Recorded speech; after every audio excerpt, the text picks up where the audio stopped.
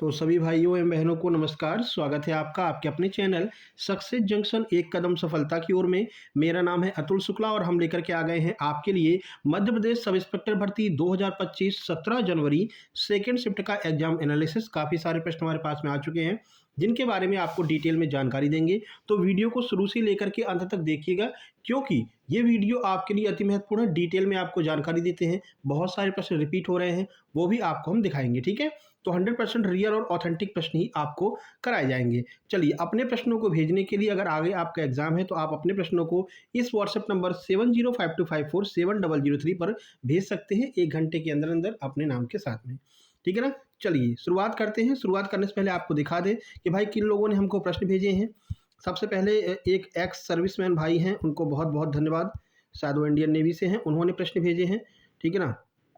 तो देखो, ex serviceman का अपन जो है बहुत ज़्यादा सम्मान करते हैं मेरे भाई। ये भैया है, इनका नंबर हमने मिटा दिया है, लेकिन आपको बहुत बहुत धन्यवाद। इन्होंने हमारे सुपर सिलेक्शन नोट्स भी लिए थे, आप ये देख सकते हैं। ये कंप्यूटर वाला नोट्स आपको दिखाई दे रहा होगा। ठीक है ना। और इन्होंने बहुत सारे प्रश्न भी भेजे हैं। ज्ञानी को कौन से 2 वर्णों से मिलकर के बना है। तो आपको भाई बहुत बहुत धन्यवाद और इनके काफ़ी अच्छे नंबर भी आए हैं। इसके बाद में यहाँ पर देख सकते हैं हिमांशु जी। हिमांशु जी ने बहुत सारे प्रश्न भेजे और हिमांशु जी ने भी हमारे नोट्स लिए थे। ये ज्योग्राफी के 150 वाले आपको दिखाई दे रहे होंगे। 150 प्रश्न जो हमने दिए थे वो वाला है। ठीक है ना। और इन्होंने भी स्वराज कौशल कहाँ के राज्यपाल है, हिमाचल प्रदेश में कौन सी हिंदी बोली जाती है, याक जानवर वगैरह इन्होंने ही भेजा है। और ये भाई है, इन्होंने सुबह जो है प्रश्न भेजे थे। इन्होंने बताया था thank you sir, last 7 days में प्रिपरेशन करके और केवल आपके material only relay on your material and your YouTube session. Thank you sir. ठीक है ना। तो इन्होंने भी हमारे सुपर सिलेक्शन नोट्स दिए थे। इनके 79 यानी कि 79 नंबर आए हैं। आपको सुबह हमने आपको बताया था। ठीक है ना। तो चलिए अब शुरुआत करते हैं। तो यहाँ से आपको ये तो कंफर्म हो गया होगा भाई, जो प्रश्न आने वाले हैं आपके सामने वो 100% रियल और ऑथेंटिक प्रश्न है। आप पूरा स्क्रीनशॉट बहुत सारे लोगों का तो लगा नहीं सकते हैं ना, नहीं तो स्क्रीनशॉट में ही पूरी क्लास निकल जाएगी। चलिए शुरुआत करते हैं। आज का पहला प्रश्न देखिए, सुभाष चंद्र बोस को आज़ाद हिंद फौज की कमान कब सौंपी गई थी। तो 4 जुलाई 1943 को सुभाष चंद्र बोस जी को आज़ाद हिंद फौज की कमान सौंपी गई थी। अब इनके बारे में डिटेल में देख लेते हैं, क्योंकि कथन और कारण वाले प्रश्न भी आपके एग्जाम में आ सकते हैं। तो देखिए, 1943 में सुभाष चंद्र बोस ने जर्मनी से पनडुब्बी और प्लेन के जरिए जापान पहुंचे। रास बिहारी बोस ने उन्हें आईएनए की कमान सौंपी और 4 जुलाई 1943 को नेताजी ने आज़ाद हिंद फौज को औपचारिक रूप से अपने हाथ में ले लिया। ठीक है, तो डेट क्या है, 4 जुलाई 1943 है। ठीक है मेरे भाई। और सिंगापुर में तुम मुझे खून दो मैं तुम्हें आज़ादी दूंगा एक ऐतिहासिक नारा दिया था। ये भी आपको पता होगा। दिल्ली चलो नारा भी इन्हीं का है। ठीक है, और ये नारा सिंगापुर में इन्होंने दिया था। थोड़ा ये आपको थोड़ा सा ध्यान में रखना है। और एक और फैक्ट पूछा जाता है कि भाई 21 अक्टूबर 1943 को आज़ाद हिंद सरकार की भी स्थापना सुभाष चंद्र बोस जी ने की थी। बाकी इनके बारे में आपको काफ़ी डिटेल में बता चुके हैं और ये वाला प्रश्न भी आपको हमारे नोट्स से ही देखने को मिलेगा। हिस्ट्री वाली जो नोट्स हमने कराई थी तो हमने आपको 1939 का त्रिपुरी अधिवेशन पढ़ा रहे थे। उस टाइम पर आपको इनके बारे में बताया था भाई 1939 में इन्होंने गांधी जी के समर्थित जो पट्टाभी सीतारमैया थे उनको हरा दिया। गांधी जी को बुरा लग गया तो इन्होंने इस्तीफा दे दिया। वहाँ से उन्होंने फॉरवर्ड ब्लॉक की स्थापना की, फिर वो सिंगापुर चले गए। वहाँ से आगे की सारी कहानी हमने आपको बताई थी। वही प्रश्न यहाँ पर आया है, तो सीधे अपने जो है 500 जो हिस्ट्री वाली PDF है उससे ये प्रश्न पूछा गया है। चलो आगे बढ़ते हैं। आगे बढ़ने से पहले आप लोगों को बता दें, जैसा कि आपको पता है MP आबकारी और पुलिस में अपने जो है इन नोट्स का सुपर नोट्स का जलवा रहा था। इसी तरह से MP SI के एग्जाम में भी अपने सुपर नोट्स का जलवा रहा है। जितने प्रश्न हमने PDF में करवाए हैं, जो आपके 500 प्रश्नों की PDF दी है, वहाँ से काफ़ी प्रश्न देखने को मिल रहा है। हिंदी का भी प्रश्न एज इट इज उसी PDF से आया है जो हिंदी वाली 500 प्रश्न हमने आपको दिए हैं। अभी लास्ट में आपको दिखा देंगे। ठीक है, तो MP SI की कंप्लीट सुपर सिलेक्शन नोट्स के 10 सब्जेक्ट के कंप्लीट सुपर सिलेक्शन नोट्स मात्र अभी तक 199 मिल रहे थे, लेकिन अब आपको ये मात्र 159 रुपये में मिलेंगे। तो आप 159 रुपये में MP SI के कंप्लीट सुपर सिलेक्शन नोट्स ले सकते हैं। जैसे कि नीचे हमने आपको 3 स्क्रीनशॉट दिखाए हैं, तीनों लोगों के अच्छे नंबर हैं और तीनों लोगों ने ही सुपर सिलेक्शन नोट्स लिए थे। स्क्रीनशॉट में आपने देख लिया होगा। ठीक है, इसमें आपको ये सभी सब्जेक्ट के कंप्लीट नोट्स मिलेंगे। इसके अलावा आपका आगे कोई भी एग्जाम आने वाला है भाई, 10 सब्जेक्ट के नोट्स हैं ना, इससे ज़्यादा सब्जेक्ट और कौन से एग्जाम में आते हैं। तो ESB का कोई भी एग्जाम हो, चाहे वन रक्षक हो, क्षेत्र रक्षक, जेल पैरी हो, उन सब में भी ये नोट्स आपके काम आएंगे। ठीक है, तो ये नोट्स आप 159 रुपये में प्राप्त कर सकते हैं। लेकिन अगर आपको लगता है सर थ्योरी नहीं पढ़ना है, हमको केवल PDF दे दीजिए उन प्रश्नों की जहाँ से प्रश्न सीधे सीधे एग्जाम में आ रहे हैं, तो आप 121 रुपये में कंप्लीट जो हमने मैराथन की PDF दी है वो आप प्राप्त कर सकते हैं। इसमें हमने 500 क्वेश्चन जो है वो सिविक्स यानी नागरिक शास्त्र के दिए हैं, 500 प्रश्न आपको हमने हिंदी के दिए हैं, 500 प्रश्न ज्योग्राफी के दिए हैं, 550 प्रश्न हमने आपको कंप्यूटर के दिए हैं, 550 प्रश्न हिस्ट्री के दिए हैं और इसके अलावा जो है आपका रीजनिंग के लगभग 350 दिए हैं, 300 प्रश्न हमने आपको इंग्लिश के दिए हैं। तो ये सभी केवल जो प्रश्न हैं, अगर आप वो प्राप्त करना चाहते हैं तो 121 में आप प्राप्त कर सकते हैं। कैसे प्राप्त करेंगे? तो छोटी सी प्रक्रिया है, ये क्यूआर कोड आपको दिखाई दे रहा है, इसी पर आपको 159 ₹159 का पेमेंट करना है या फिर 121 जो भी चाहिए आपको, और उस पेमेंट का स्क्रीनशॉट इस व्हाट्सएप नंबर 7052547003 इस पर आपको सेंड कर देना है। जैसे ही आप स्क्रीनशॉट सेंड करेंगे, तुरंत की तुरंत कंप्लीट सुपर सिलेक्शन नोट्स आपको सेंड कर दी जाएंगे और आपको एमपीएसआई के व्हाट्सएप ग्रुप में जोड़ दिया जाएगा, जहां पर आगे की सारे नोट्स आपको मिलते रहेंगे और ये एग्जाम एनालिसिस भी वहां पर तुरंत डाल दिया जाता है। ठीक है मेरे भाई, सारी बातें समझ में आ गई? तो अगर आपको लगता है कि हाँ ये नोट्स हमारे काम में आ सकते हैं और आप मेहनत करना चाहते हैं, तो भाई ये नोट्स ले लीजिएगा, ये आपको बहुत हेल्पफुल साबित होंगे। और ज़्यादातर जो एक्स सर्विसमैन है या फिर एमपी पुलिस में जो ऑलरेडी जॉब कर रहे हैं, उन लोगों ने सबसे ज़्यादा इस नोट्स को परचेज किया, इस नोट्स को लिया है, क्योंकि उनके पास टाइम कम होता है और कम टाइम में ज़्यादा तैयारी करने के लिए ये नोट्स आपके लिए बहुत ज़्यादा यूजफुल होंगे। चलो अगला प्रश्न है, देखिए प्रश्न अभी बिल्कुल लेटेस्ट पूछा है, दिसंबर वाला करंट अफेयर से। तो हम एक काम करते हैं, आज आपको हम दिसंबर की टॉप 50 या फिर टॉप 100 करंट अफेयर करवा देंगे। दिसंबर से ज़्यादा प्रश्न आ रहे हैं। देखिए, प्रधानमंत्री, मुख्यमंत्री और मंत्रियों को गंभीर आपराधिक मामलों में 30 दिन या उससे अधिक समय तक हिरासत में रहने पर स्वतः ही पद से हटना, इससे संबंधित कौन सा बिल अभी जो है जारी किया गया है? तो ये है 130वां संविधान संशोधन विधेयक अभी जारी किया गया है। ये प्रश्न आपका पूछा गया था, आइए देख लेते हैं। देखिए, तो 130वां संविधान संशोधन विधेयक 2025 एक प्रस्तावित कानून है, जिसका उद्देश्य प्रधानमंत्री, मुख्यमंत्री और मंत्रियों को गंभीर आपराधिक मामलों में 30 दिन या उससे अधिक समय तक हिरासत में रहने पर स्वतः ही पद से हटना, ताकि जेल से सरकार चलाने की प्रथा रुके और राजनीति में नैतिकता व सुशासन आए। लेकिन यह विधेयक अभी संसद की संयुक्त समिति के पास विचाराधीन है और इसे पारित होना बाकी है। अब देखो ये पारित होने देते हैं कि नहीं होने देते हैं। बाकी विधेयक तो बहुत अच्छा है, बहुत A1 क्लास का है। जितने भी मुजरिम हैं, जितने भी जो लोग मतलब कि खतरनाक अपराधी हैं और चुनाव लड़ लड़ के जो है बन जाते हैं नेता, उनका सिस्टम यहाँ से खत्म हो जाएगा। लेकिन अब वही बात है, अब बाकी आप समझदार हो, संसद में कौन लोग बैठे हैं, इसको पारित होने देते हैं या नहीं होने देते हैं? आपको क्या लगता है, पारित हो पाएगा कि नहीं हो पाएगा? कमेंट बॉक्स में कमेंट करना है ना। चलिए, अगर हम मुख्य प्रावधान की बात करते हैं तो कौन कौन से पद पर ये लागू होगा, चाहे वो प्रधानमंत्री हो, चाहे वो मुख्यमंत्री हो, केंद्र या राज्य सरकारों के मंत्री हो, उन सब के ऊपर ये कानून बराबर रूप से लागू होगा मेरे भाई। ठीक है, विधायक वगैरह नहीं बन सकते, ठीक है ना, सारे अपराधी खत्म हो जाएंगे।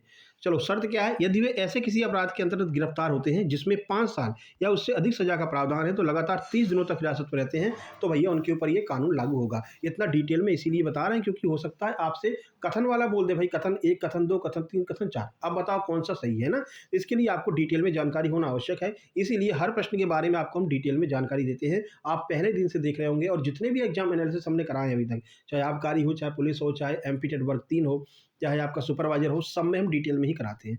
ठीक है, इसके बाद में क्षेत्र रक्षक जेल पैर की क्लास चालू करेंगे जब ये एग्जाम हो जाएगा तब।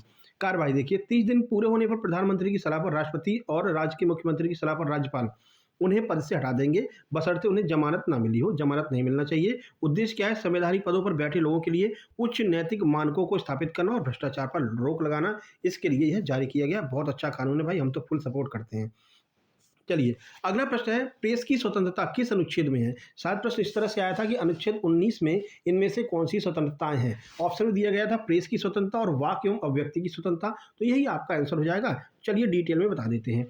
तो प्रेस की स्वतंत्रता भारतीय संविधान के अनुच्छेद 19(1) आर्टिकल 19(1)(a) के तहत वाक और अभिव्यक्ति की स्वतंत्रता, freedom of speech and expression के मौलिक अधिकार का हिस्सा है। हालांकि संविधान में प्रेस शब्द का सीधे उल्लेख नहीं है, लेकिन यह अधिकार मीडिया को सूचना प्रकाशित करने और प्रसारित करने का आज़ादी देता है। ठीक है, ये वाक एवं अभिव्यक्ति के अंतर्गत आ जाएगा आर्टिकल 19(1)(a). मुख्य बिंदु देख लीजिए, आधार देखिए, तो आधार है यह अधिकार अनुच्छेद 19(1) का के अंतर्गत है, जो सभी नागरिकों को बोलने और विचार व्यक्त करने का स्वतंत्रता देता है। दायरा, इसमें मौखिक, लिखित, मुद्रण या किसी अन्य माध्यम से अपनी बात कहने की स्वतंत्रता शामिल है, जिसमें प्रेस के माध्यम से संचार भी शामिल है। देखो हमारी स्पीड थोड़ी सी तेज रहती है, क्यों? क्योंकि हम कम समय में आपको ज़्यादा मटेरियल देना चाहते हैं, है ना। तो ज़्यादा आपका टाइम खराब ना हो, ये हम प्रयास करते हैं। हालांकि अगर आपको लगता है कि स्पीड बहुत तेज़ है तो आप कमेंट कर देना, हम स्पीड को थोड़ा सा स्लो कर देंगे। प्रतिबंध क्या है? तो यह स्वतंत्रता असीमित नहीं है। इस पर अनुच्छेद 19(2) के तहत कुछ उचित प्रतिबंध भी लगाए जा सकते हैं, जैसे देश की सुरक्षा, सार्वजनिक व्यवस्था, मानहानि, अदालत की अवमानना अगर आप करते हैं तो आपको ये स्वतंत्रता नहीं दी जाएगी। ठीक है भाई। चलो आगे बढ़ते हैं। अगला प्रश्न है, पंचायती राज का वर्णन भारतीय संविधान के किस भाग में किया गया है? तो आर्टिकल नहीं, भाग 9 में। भाग 9 में आपको पंचायती राज के बारे में बताया गया। बलवंत राय मेहता समिति आपको अच्छे से पढ़ाया था हमने, ठीक है ना। ये सारे प्रश्न आपको अपने सिविक्स वाले नोट्स से मिल जाएंगे, जो सिविक्स नागरिक शास्त्र के 500 प्रश्न दिए हैं, उसमें पॉलिटी के भी प्रश्न हैं। चलो, तो पंचायती राज का वर्णन भारतीय संविधान के भाग 9 में किया गया है, जिसे 73वें संविधान संशोधन अधिनियम 1992 के द्वारा जोड़ा गया था। और इसमें अनुच्छेद 243 से 243 ओ तक के प्रावधान शामिल हैं, जो पंचायतों को संवैधानिक दर्जा देते हैं और उनके कामकाज का ढांचा प्रदान करते हैं। अब चलिए मुख्य बिंदु देख लीजिए। तो संविधान का भाग 9, ठीक है। टाइटल क्या है भाग 9 का? पंचायतें, इसका टाइटल है। 243 से 243 ओ तक संशोधन 73वां संविधान संशोधन 1992 है। 24 अप्रैल 1993 से ये लागू है, ठीक है। तो ये सारी जानकारी यहाँ पर दी गई है, आप थोड़ा सा पढ़ लेना। अनुसूची देखिए, तो 11वीं अनुसूची जोड़ी गई, जिसमें पंचायतों के 29 विषय शामिल किए गए हैं, तो ये भी थोड़ा सा आपको दिमाग में रखना है। चलो भाई आगे बढ़ते हैं। वीडियो पसंद आ रही तो लाइक कर देना और कमेंट में प्यारा सा कमेंट कर देना, तो हमको भी उत्साह मिलता रहेगा, ठीक है। ये खतरनाक प्रश्न पूछा है, उच्च न्यायालय में किस अनुच्छेद में हिंदी को अपनाया गया? कौन से अनुच्छेद में बोला गया भैया कि आप हिंदी को यूज कर सकते हैं? तो अनुच्छेद 348(2) है। कौन सा है? आइए देख लेते हैं, पूरी जानकारी देते हैं। और हिंदी से लगातार प्रश्न पूछे जा रहे हैं आर्टिकल से, 343 से लेकर के 351 तक जो आर्टिकल दिए गए हैं, वहाँ से लगातार प्रश्न मेरे भाई आ रहे हैं। चलो, तो उच्च न्यायालय में हिंदी या किसी अन्य आधिकारिक भाषा के प्रयोग का प्रावधान संविधान के अनुच्छेद 348(2) में है, जिसके तहत राज्यपाल राष्ट्रपति की सहमति से उस राज्य के उच्च न्यायालय की कार्यवाही में हिंदी या अन्य भाषा के उपयोग की अनुमति दे सकते हैं, लेकिन निर्णय अंग्रेजी में ही होते हैं। वहीं अनुच्छेद 343(1) हिंदी को संघ की राजभाषा बताता, ठीक है। तो ये 343(1) वाला कल भी पूछा था और आज भी पूछा है, तो ये आपको थोड़ा सा ध्यान रखना है। और 348 जो है वो उच्च न्यायालय और उच्चतम न्यायालय की भाषा के बारे में बताता है। तो अगर हम 343(1) की बात करते हैं, तो ये क्या कहता है? हिंदी को देवनागरी लिपि में संघ की राजभाषा का दर्जा देता है। 348 कहता है कि उच्च न्यायालय और सुप्रीम कोर्ट में कार्यवाही की भाषा अंग्रेजी होगी, लेकिन 348(2) क्या कहता है? राज्यपाल राष्ट्रपति की सहमति से उच्च न्यायालय की कार्यवाही में हिंदी या अन्य भाषा के प्रयोग की अनुमति दे सकते हैं, बशर्ते निर्णय अंग्रेजी में होगा। ये सारी बातें बताई गई हैं। आगे बढ़ लेते भाई। अगला है, जो हिमालयी जानवर याक होता है वो कहाँ पर पाया जाता है? तो ये लद्दाख में पाया जाता है। भारत की बात करें तो लद्दाख में पाया जाता है। और कहाँ कहाँ पर पाया जाता है, आइए देख लेते हैं। तो हिमालयी याक जो है मुख्य रूप से हिमालय क्षेत्र, तिब्बती पठार, नेपाल, भूटान, चीन और ठंडे ऊंचे पहाड़ी इलाकों में पाया जाता है, जहाँ यह कठोर जलवायु ऊंचाई पर जीवित रहने के लिए अनुकूलित है। स्थानीय लोगों के लिए भोजन, परिवहन और रेशे का महत्वपूर्ण स्रोत है। भारत में यह लद्दाख और सिक्किम जैसे राज्यों में आपको देखने को मिलेगा। प्रमुख स्थान की बात करते हैं तो भाई चीन, तिब्बत का पठार, सबसे ज़्यादा आबादी खास करके किंघाई और सिंचुआन प्रांतों में पाया जाता है, नेपाल में मिलता है। भारत का ध्यान रखना, लद्दाख, सिक्किम, उत्तराखंड, हिमाचल प्रदेश, जम्मू कश्मीर के पहाड़ी क्षेत्रों में ये याक आपको देखने को मिल जाएंगे। चलिए अगला प्रश्न है, तुगलक वंश का अंतिम शासक कौन है? ये भी आपको हमारी 550 वाली जो हिस्ट्री की PDF है 550 प्रश्न वाली, उसमें आपको मिल जाएगा। तो महमूद तुगलक जो है वो तुगलक वंश के अंतिम शासक हैं। अब चलिए पूरी जानकारी आपको देते हैं। तो तुगलक वंश का अंतिम शासक महमूद तुगलक या फिर महमूद शाह द्वितीय था, जो नासिरुद्दीन महमूद शाह तुगलक के नाम से भी जाना जाता है, ठीक है। उसके शासनकाल के दौरान दिल्ली सल्तनत में अराजकता और वंश का पतन हुआ, जो अंततः 1413 में समाप्त हो गया। 1320 में इसकी नींव रखी थी गयासुद्दीन तुगलक ने, आपको याद होगा, ठीक है। 1413 में ये समाप्त हो गया, जिसके बाद में सैयद वंश की स्थापना हुई थी, ये भी आपको ध्यान रखना। और सैयद वंश को समाप्त करके बाबर जो है आ गया, और फिर बाबर मुगल शासक का जो स्थापना कर दी थी। तो नाम नासिरुद्दीन महमूद है। शासन या वंश का अंतिम शासक था। अराजकता और विखंडता के बीच में इसने शासन किया, और तुगलक वंश इसके शासनकाल के अंत तक कमजोर हो गया और 1413 में समाप्त हो गया। फिर दिल्ली सल्तनत के एक युग का जो है वो अंत हो गया। दिल्ली सल्तनत की स्थापना किसने की थी, याद होगा ना, कुतुबुद्दीन ऐबक ने, कल ही आपको बताया था। और यहाँ पर आकर के ये दिल्ली सल्तनत समाप्त हो जाती है। संस्थापक गयासुद्दीन तुगलक था, इसके बाद में सैयद वंश आ गया था, ठीक है। चलो अब आगे बढ़ लेते हैं। अगला प्रश्न है, मुख्यमंत्री किसके प्रति उत्तरदायी होता है? तो राज्य की विधानसभा के प्रति मुख्यमंत्री उत्तरदायी होता है। चलिए देख लेते हैं। मुख्यमंत्री मुख्य रूप से राज्य की विधानसभा के प्रति उत्तरदायी होता है, क्योंकि वह बहुमत दल का नेता होता है और मंत्रिपरिषद के साथ मिलकर सामूहिक रूप से विधानसभा के प्रति जवाबदेह होता है। यदि विधानसभा में अविश्वास प्रस्ताव पारित हो जाता है तो मुख्यमंत्री और पूरी मंत्रिपरिषद को इस्तीफा देना पड़ सकता है, जिससे यह स्पष्ट होता है कि वे जनता द्वारा चुने गए प्रतिनिधि विधायकों के प्रति भी जवाबदेह होते हैं, यानी जनता के प्रति भी जवाबदेह होते हैं, ठीक है ना। चलो आगे बढ़ लेते हैं। तो अगर मुख्य बिंदु देख लीजिए तो मुख्य बिंदु में सामूहिक उत्तरदायित्व किसके प्रति है, तो मुख्यमंत्री और मंत्रिपरिषद मिलकर के राज्य विधानसभा के प्रति सामूहिक रूप से उत्तरदायी होते हैं। ध्यान रखना, सामूहिक रूप अगर पूछा जाए तो अनुच्छेद 164 के अनुसार ये सामूहिक रूप से उत्तरदायी होंगे। वहीं व्यक्तिगत की बात करते हैं तो मुख्यमंत्री राज्यपाल के प्रसाद पर्यंत पद धारण करता है, लेकिन वास्तविक जवाबदेही विधानसभा के प्रति होती है। ठीक है, चलो अब आगे बढ़ते हैं भैया। अगला है पूछा, देखो वर्ल्ड हिस्ट्री से पूछा, इसीलिए हमने वर्ल्ड ज्योग्राफी इसीलिए हमने आपको करवाई थी। ज्योग्राफी की जो 550 प्रश्नों की पीडीएफ दी है उसमें ये प्रश्न हमने करवाया था, है ना, ट्रेड विंड वाला, कि ट्रेड विंड कहाँ चलती है, वो घोड़े वाला हमने आपको एग्जाम्पल दिया था, याद होगा तो। ठीक है, देखो जो लोग चाहते हैं तो चैनल में प्लेलिस्ट बनी हुई है MPSI के नाम से, वहाँ पर ये सारी मैराथन क्लासेस डली हुई हैं वीडियो के माध्यम से, आप चाहें तो जा करके देख सकते हैं। देखो भूमध्य रेखा के आसपास ट्रेड विंड से चलती हैं। ठीक है, तो ट्रेड विंड्स व्यापारिक पवनें मुख्य रूप से भूमध्य रेखा के आसपास उष्णकटिबंधीय क्षेत्रों 30 से जो है 30 अक्षांशों के बीच में चलती हैं, जो पूर्व से पश्चिम की ओर बहती है, और उत्तरी गोलार्ध में ये उत्तर पूर्व से दक्षिणी गोलार्ध में दक्षिण पूर्व की ओर चलती हैं। ये ऐतिहासिक रूप से नाविकों को व्यापारिक यात्राओं में मदद करती हैं, इसलिए इन्हें ट्रेड विंड्स कहा जाता है। चलो आगे बढ़ते हैं। अगला देखो, भारत में ज्वार का सबसे अधिक उत्पादन करने वाला राज्य कौन सा है, तो यह है आपका महाराष्ट्र। ये ऑप्शन में भी दिया गया था। तो भारत में ज्वार की बात करते हैं तो सबसे अधिक उत्पादन करने वाला राज्य महाराष्ट्र है, जो देश के कुल ज्वार उत्पादन में सबसे बड़ा योगदान देता है। इसके बाद कर्नाटक और फिर राजस्थान आते हैं। ठीक है, तो महाराष्ट्र अकेले ही 50% जो क्षेत्र है उसमें ज्वार का उत्पादन करता है।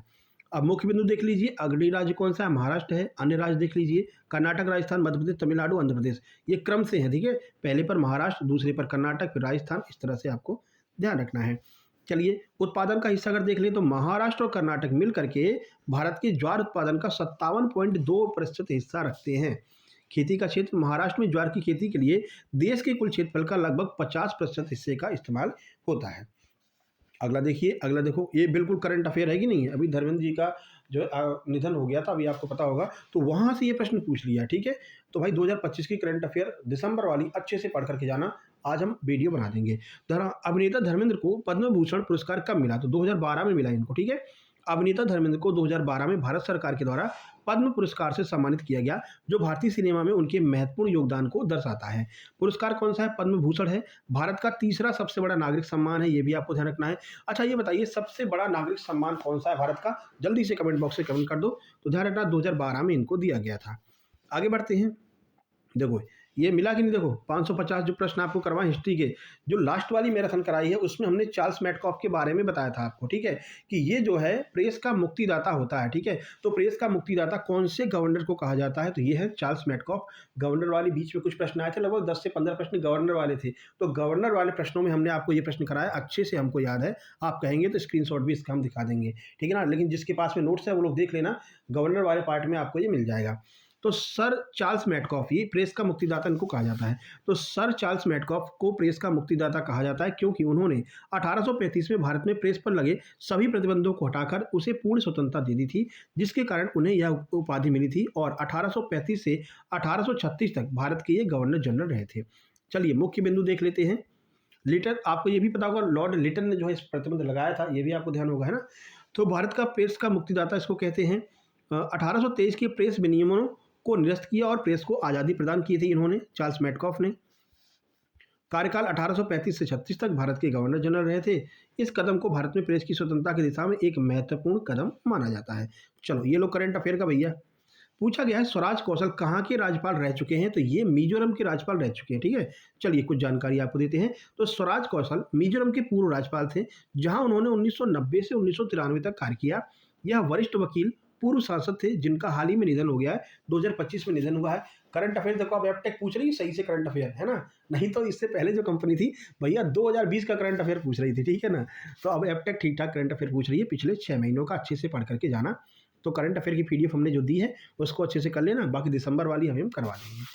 ठीक है भैया, और वह पूर्व केंद्रीय मंत्री सुषमा स्वराज के पति थे, ये भी आपको ध्यान रखना है। मिजोरम के राज्यपाल, कार्यकाल 1990 से 93, भारत के सबसे कम उम्र के राज्यपाल बने थे, ये भी आपको ध्यान रखना है।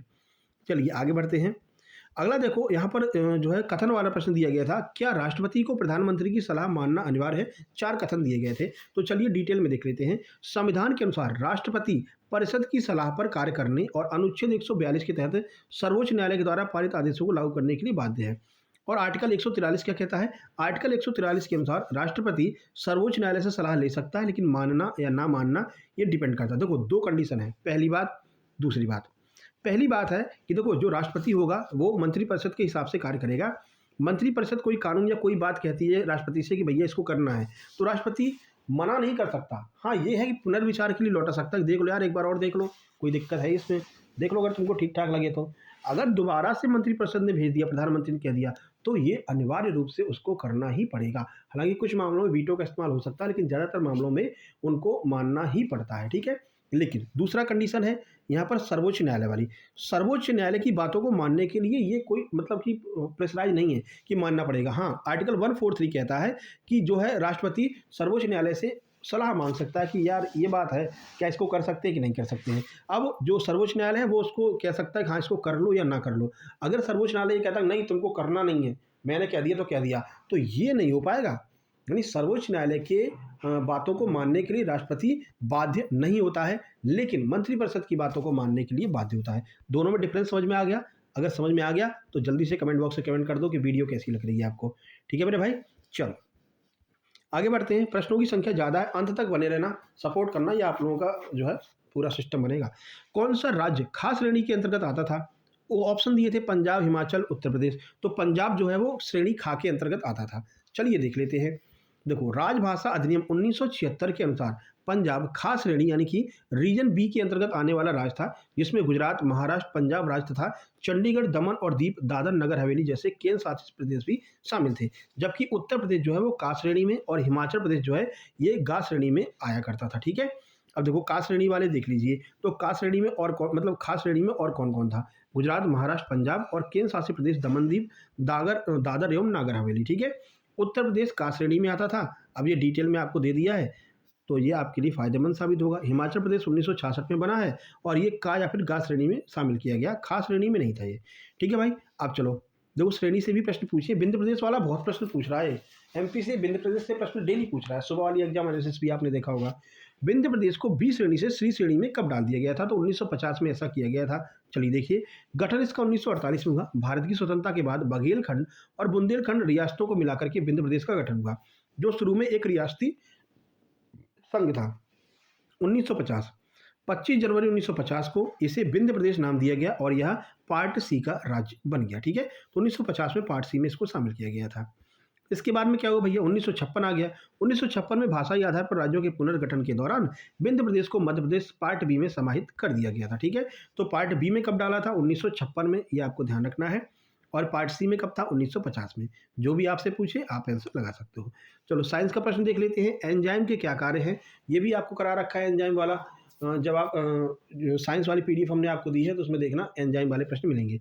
एंजाइम मुख्य रूप से जैविक उत्प्रेरक होता है, जैविक उत्प्रेरक के रूप में कार्य करते हैं, जो शरीर में हजारों रासायनिक प्रक्रियाओं जैसे पाचन, ऊर्जा उत्पादन, कोशिका मरम्मत, विषाक्त पदार्थों को हटाना, डीएनए प्रतिकृति, मांसपेशियों के संकुचन को तेज करते हैं बिना खुद बदले। ये भोजन को छोटे उपयोगी अणुओं में तोड़ते हैं और शरीर के कार्यों को सुचारू रूप से चलाने के लिए ये आवश्यक होते हैं। ठीक है, देखो जो प्रश्न हमको मिले हैं उसमें से ही काफ़ी सारे प्रश्न अपने पीडीएफ से आए हुए हैं। ठीक है, अब जो प्रश्न नहीं मिले हैं समझो उसमें से कितने आए होंगे, है ना। तो बस आप विश्वास करके वो पूरी पीडीएफ 550, 500, 400, 450 प्रश्नों वाली पढ़ करके जाना, वहीं से आपको सिस्टम बन जाएगा। अंतर उष्णकटिबंधीय क्षेत्र क्या होता है? ITCZ के बारे में पूछा गया है। तो अंतर उष्णकटिबंधीय अभिसरण क्षेत्र ये भूमध्य रेखा के पास में होता है। ये भी आपके ऑप्शन में दिया था भूमध्य रेखा। भूमध्य रेखा के पास वह निम्न दाब वाला क्षेत्र है जहाँ उत्तरी और दक्षिणी गोलार्ध से आने वाली व्यापारिक हवाएं यानी ट्रेड विंड्स मिलती हैं, जिसके कारण हवा गर्म होकर ऊपर उठती है, बादल बनते हैं, भारी वर्षा होती है और यह क्षेत्र मौसम के अनुसार उत्तर दक्षिण खिसकता रहता है, जिससे मानसूनी जलवायु बनती रहती है। ठीक है, देखो सब्सक्राइब जरूर कर लेना, क्योंकि इसके बाद में भी काफ़ी सारे एग्जाम लगे हुए हैं ना, जैसे जेल अधीक्षक वाला हो गया, वर्ग 3 हो गया, वर्ग 2 हो गया, सबकी तैयारी करवाएंगे। अरुणाचल प्रदेश में कौन सा खनिज संसाधन सबसे अधिक मात्रा में पाया जाता है? तो चलिए देख लेते हैं। तो अरुणाचल प्रदेश में खनिज तेल मिलता है, प्राकृतिक गैस मिलती है, कोयला मिलता है, डोलोमाइट, चूना पत्थर, ग्रेफाइट जैसे कई खनिज जो है वो प्रचुर मात्रा में पाए जाते हैं, जिनमें से कोयला विशेष करके नामचिक नामफुड में पेट्रोलियम गैस के भंडार हैं, जो राज्य को एक महत्वपूर्ण खनिज संपदा वाला क्षेत्र बनाते हैं।